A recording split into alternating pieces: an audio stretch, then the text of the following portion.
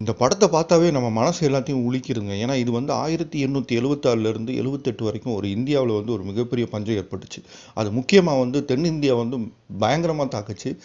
அதனாலேயே இதுக்கு பேர் வந்து பார்த்தீங்கன்னா, தென்னிந்திய பெரும்பஞ்சம், சென்னை மாகாண பஞ்சம் அப்படின்லாம் வந்து இத சொல்லுவாங்க. கிட்டத்தட்ட 1,00,00,000 மக்கள் கிட்ட வந்து இதனால இறந்திருக்காங்க. சில பேர் வந்து பார்த்தீங்கன்னா, பசி, பட்டினியில நெறைய பேர் இறந்துட்டாங்க. இன்னும் ஒரு சிலர் வந்து பார்த்தீங்கன்னா, தற்கொலை பண்ணி இறந்ததாவும் குறிப்புகள் வந்து எழுதி வச்சிருக்காங்க.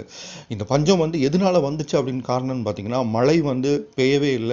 இதனால வந்து விவசாயம் செய்யல. விவசாயம் செய்யறனால மக்களுக்கு வந்து உணவு தட்டுப்பாடு. இதனால கிட்டத்தட்ட அந்த அந்த 76லேருந்து 78 வரைக்கும் அந்த மக்களுடைய நிலை இந்த படத்த எல்லாம் பார்க்குறப்ப வந்து இந்த இந்த இப்ப தண்ணீர் அப்படிங்கிறது வந்து எவ்வளோ முக்கியத்துவம் வாய்ந்தது, விவசாயம் எவ்வளோ முக்கியத்துவம் வாய்ந்தது அப்படிங்கிறது வந்து நம்ம எல்லாத்துக்குமே தெரியும். நம்ம எவ்வளோதான் லக்ஸுரி, டெக்னாலஜி, அறிவியல் அப்படின்னு பேசினா கூட, ஸோ அந்த நமக்கு ஆதாரமா இருக்கிற இந்த விஷயங்கள்லாம் நம்ம வந்து ஃபோக்கஸ்டா இல்ல அப்படின்னா, நம்ம